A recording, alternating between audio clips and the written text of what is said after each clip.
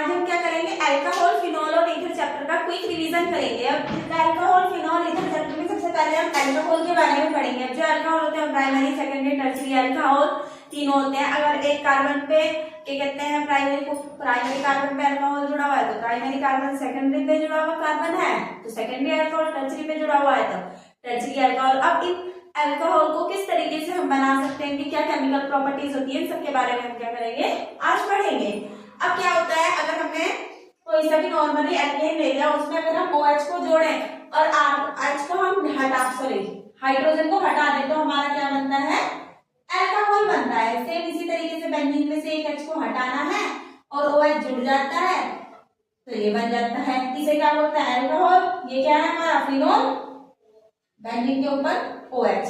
अब RH के साथ अगर OR जोड़े और H को हटाएं तो हमारा क्या बनता है, ईथर बनता है, जो हमें ये एस्टर बनता है, जो हमें आज चैप्टर में पढ़ना है। सबसे पहले हम क्या पढ़ेंगे, प्रॉपर्टीज ऑफ अल्कोहल की प्रॉपर्टीज के बारे में पढ़ेंगे। अब जो अल्कोहल होता है एसिड, ये क्या होता है, एसिडिक कैटलिस्ट हाइड्रोजिनेशन अगर हम करें, फर्स्ट क्या है हमारा, अगर हम एसिड कैटलाइज हाइड्रोजिनेशन करें तो हमने क्या ले लिया, एल्कीन ले लिया। अगर एल्कीन की वाटर के साथ हम क्या करते हैं, रिएक्शन करते हैं तो हमारे को क्या मिलता है, अल्कोहल मिलता है CH3, C के ऊपर H, OH और यहाँ पे CH3। ठीक है, नेक्स्ट क्या है हमारा, हाइड्रोजिनेशन, हाइड्रोबोरेशन, ऑक्सीडेशन। अगर हम ऑक्सीडेशन करें एल्कीन का, अगर हम ऑक्सीडेशन करते हैं तब भी हमें क्या मिलता है, अल्कोहल मिलता है। इसमें हमें कौन सा, सेकेंडरी अल्कोहल मिलता है। अगर हम BH3 और H2O2 के साथ पेरोक्साइड के साथ रिएक्शन करते हैं तो हमें क्या मिलता है, प्राइमरी अल्कोहल मिलता है, मतलब कि CH3, CH2, CH2OH। नेक्स्ट क्या है, अगर हम ग्रीक नोट रिएजेंट के साथ रिएक्शन करते हैं तो हमें, अगर हम क्या करेंगे, कीटोन की, ये क्या है मेरा RR, C double bond O। अगर हम एसीटोन की रिएक्शन किसके साथ करें, RMgBr के साथ करते हैं तो फर्स्ट हमें क्या मिलता है, इस तरीके का प्रोडक्ट मिलेगा। ये तो हमारा यही है, ये बॉन्ड हटा, एक के साथ R जुड़ जाएगा और एक के साथ MgH जुड़ जाएगा। इसके साथ R जुड़ गया और इसके साथ Mg मैंने यहाँ पे जोड़ दिया, ठीक है, MgH जुड़ गया। अब जब मैं इसका क्या करूंगी, वाटर के साथ इसकी रिएक्शन करूंगी H2O के साथ, तो ये क्या हो जाएगा मेरा, यहाँ पर आके H जुड़ जाएगा और इसके साथ मेरा OH जुड़ जाएगा, मतलब कि यहाँ पे H और यहाँ पे OH और ये बीच से टूट जाएगा। टूटने के बाद ये जो प्रोडक्ट बनाएगा वो क्या बनाएगा मेरा, यहीं पे लिख देती हूँ CrOH, और दूसरा क्या बन जाएगा मेरा, अगला वाला MgX और OH। ठीक है, इसके बाद अगर हम सेकंड वाली रिएक्शन करें, इसमें भी हमने क्या ले लिया है, अभी भी RMgX और H2O2 की रिएक्शन अगर हमने करवाई किसके साथ, एसीटोन के साथ, तो हमारे को क्या मिलता है, प्राइमरी अल्कोहल मिलता है। ठीक है, उल्टा तो नहीं कर दिया, हाँ ठीक है।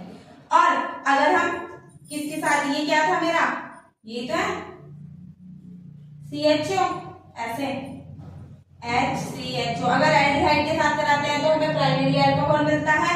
और अगर हम किसके साथ करवाएं, इसे क्या बोलते हैं, अगर मैं लिखूं तो CH3CHO, एसिटाल्डिहाइड के साथ करवाते हैं तो हमें सेकेंडरी अल्कोहल मिलता है। और अगर हम कीटोन के साथ करवाते हैं तो हमें टर्शियरी अल्कोहल मिलता है। ये हमें क्या करनी है, याद रखने हैं। अगर हम इसकी रिएक्शन देखें तो फर्स्ट वाली रिएक्शन तो हो गई, सेकंड वाली रिएक्शन अगर हम देखें तो यहीं पे कर देते हैं, थोड़ा गैप कम छूट गया बच्चों। ठीक है, क्या है, अगर हम कार्बोनाइल कंपाउंड के साथ रिएक्शन करते हैं तो हमें क्या होता है, अगर हम RCHO के साथ रिएक्शन करेंगे NaBH4 की प्रेजेंस में तो हमें क्या मिलता है, प्राइमरी अल्कोहल मिलता है।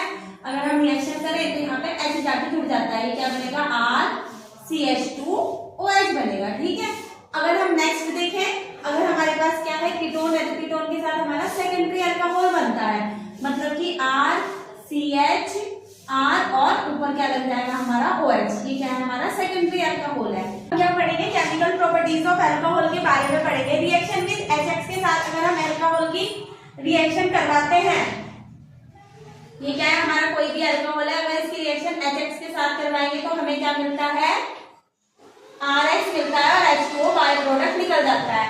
अगला है हमारा डिहाइड्रेशन रिएक्शन। डिहाइड्रेशन रिएक्शन में क्या होता है, वाटर क्या हो जाता है, निकल जाता है और रिएक्शन में हमें क्या मिलता है, एल्कीन मिलता है, यानी कि CH2 डबल बॉन्ड CH2।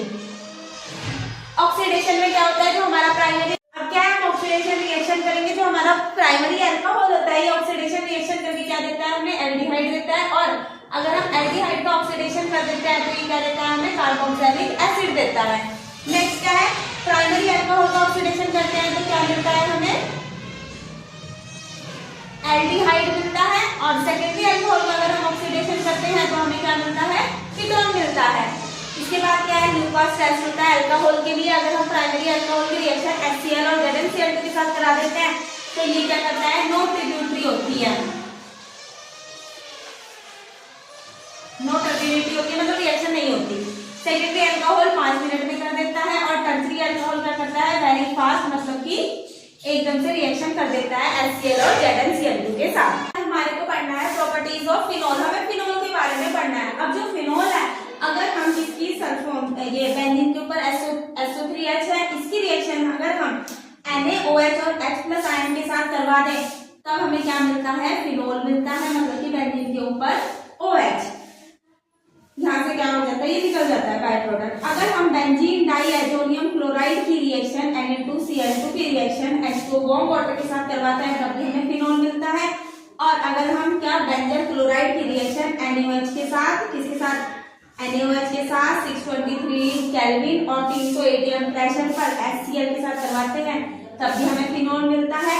और अगर हम बेंजीन के ऊपर CH3CH है, इसे क्यूमीन रिएक्शन भी बोलते हैं और इसे क्या बोलते हैं, हम डाउस प्रोसेस बोलते हैं, डॉस प्रोसेस, DOWS, ठीक है। और ये क्या है, मेरा क्यूमीन रिएक्शन है, ठीक है। ऑक्सीजन के साथ H2O के साथ करवाते हैं तब हमें क्या मिलता है, फिनोल देखने को मिलता है। नेक्स्ट क्या है, एसिडिक नेचर ऑफ फिनोल। अगर हम फिनोल के एसिडिक नेचर के बारे में पढ़ें तो जो फिनोल होता है वो सबसे ज्यादा एसिडिक होगा, then water, then alcohol. Electron withdrawing group जैसे जैसे हमारे इंक्रीज होते हैं एसिडिक नेचर उतना ही इंक्रीज होता है, और इलेक्ट्रॉन डोनेटिंग ग्रुप डिक्रीज करेंगे तो एसिडिटी क्या होती है, डिक्रीज होगी। मतलब कि सीधी बात है, अगर इलेक्ट्रॉन विड्रॉइंग ग्रुप लगे हुए हैं तो एसिडिटी इंक्रीज होगी, अगर डोनेटिंग ग्रुप लगे हुए हैं तो एसिडिटी डिक्रीज होगी। जो पहला वाला नाइट्रो होता है वो ज्यादा स्टेबल होगा फिनोल से, देन टॉलुएन होगा। अब इसके बाद हम क्या पढ़ेंगे, केमिकल प्रॉपर्टीज ऑफ फिनोल की। क्या पढ़ेंगे, केमिकल प्रॉपर्टीज ऑफ फिनोल की, केमिकल प्रॉपर्टीज के बारे में पढ़ेंगे। अगर हम फिनोल की रिएक्शन कंसंट्रेटेड HNO3 के साथ करवाते हैं तो ये क्या बना देता है, पिक्रिक एसिड बना देता है। यहाँ पे तो OH लगेगा, एक तो ऑर्थो पोजीशन पर, पैरा पर, और दूसरे वाली जो ऑर्थो पोजीशन है वहां पर NO2 ग्रुप लग जाता है, जिसे हम क्या बोलते हैं, पिक्रिक एसिड। अब Br2 के साथ मतलब ब्रोमिनेशन करवा देते हैं एक्वस, तो इसके साथ भी ये क्या देता है, तीनों पोजीशन पे Br को लगा देता है, Br, एक यहाँ पे भी Br और यहाँ पे भी। और अगर Br2 के साथ ही करवाए CH2O तो ये क्या करता है, पैरा पोजीशन पे Br को लगा देता है, यहाँ पे तो OH ही रहेगा, यहाँ पे Br लग जाता है। नेक्स्ट क्या है, हमारी कोल्बे रिएक्शन है। जो हमारी कोल्बे रिएक्शन होती है, इसमें फिनोल की रिएक्शन हम जब NaOH के साथ करते हैं तो ये बेंजीन के ऊपर क्या लग जाता है, हमारा ONA लग जाता है और H2O निकल जाता है यहाँ से। इसकी रिएक्शन अगर हम CO2 और H2H+ आयन के साथ करवा देते हैं तो ये क्या बना देता है, हमारा कार्बोक्सिलिक एसिड बना देता है। यहाँ पे क्या लग जाएगा, OH और यहाँ पे COOH। नेक्स्ट है हमारी रिवर्टिनन रिएक्शन है। अगर हम किसी क्लोरोफॉर्म और NaOH के साथ फिनोल की रिएक्शन करवा देते हैं तो ये क्या बना देता है, ONA और यहाँ पे CHCl2। फिर से इसकी रिएक्शन अगर हम NaOH के साथ करवा देते हैं तो ये क्या बना देता है, हमारा यहाँ पे तो ONA रहता है और यहाँ पे CHO आ जाता है। फिर इसकी अगर हम H+ आयन के साथ रिएक्शन करवा देते हैं तो ये एसिटाल्डिहाइड बना देता है, बेंजीन के ऊपर OH और यहाँ पे CHO, ठीक है।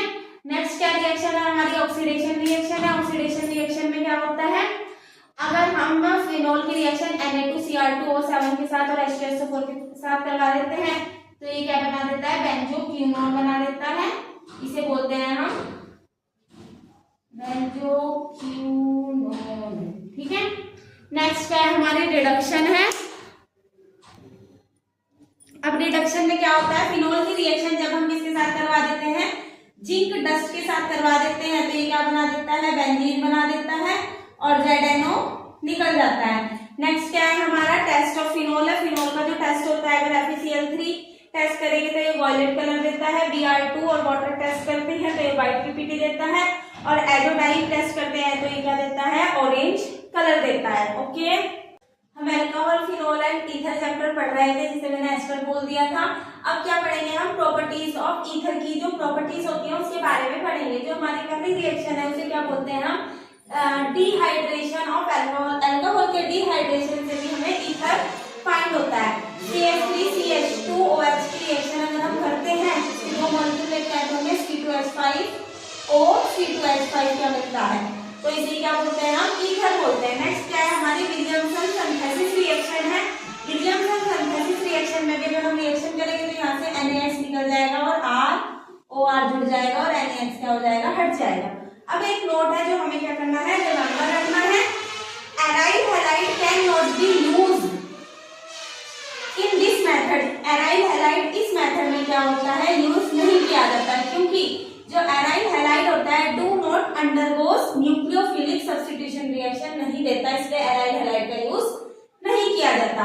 If alkyl halide is primary, अगर हमारा एल्काइल हैलाइड प्राइमरी है तो वो ईथर देगा, और अगर हमारा एल्काइल हैलाइड टर्शियरी है तो वो क्या देगा, हमारे को एल्कीन देगा। ठीक है, अब हम फिजिकल प्रॉपर्टीज के बारे में पढ़ते हैं। जो बॉइलिंग पॉइंट होता है वो डायरेक्टली प्रोपोर्शनल किसके होता है, नंबर ऑफ कार्बन एटम के, और जो बॉइलिंग पॉइंट होता है वो इनवर्सली प्रोपोर्शनल किसके होता है, ब्रांचिंग के। अब क्या है, जो बॉइलिंग पॉइंट होता है अल्कोहल का और फिनोल का आर हाइयर, वो क्या होता है, थोड़ा ज्यादा होता है। डोज ऑफ हाइड्रोकार्बन या फिर हेलो एल्केन्स, हेलो एरिन्स जो भी जुड़े हुए हैं उनसे जो बॉइलिंग पॉइंट होता है इसका क्या होता है, ज्यादा होता है। अब नेक्स्ट क्या करेंगे हम, solubility in water due to hydrogen bonding. और जो सॉल्युबिलिटी होती है वो वाटर में किसके कारण देखने को मिलती है, हाइड्रोजन बॉन्डिंग के कारण देखने को मिलती है। और जो सॉल्युबिलिटी होती है वो साइज के इनवर्सली प्रोपोर्शनल होती है, साइज जितना ज्यादा बढ़ेगा सॉल्युबिलिटी उतनी ही घटेगी नंबर ऑफ एराइल या फिर एल्काइल ग्रुप के अंदर। नेक्स्ट क्या है, जो हमारा नाइट्रोफिनॉल होता है वो ज्यादा वोलेटाइल होता है देन पैराफिनॉल से। नाइट्रोफिनॉल ज्यादा वोलेटाइल है, वो जल्दी उड़ जाएगा देन पैरा वाले से।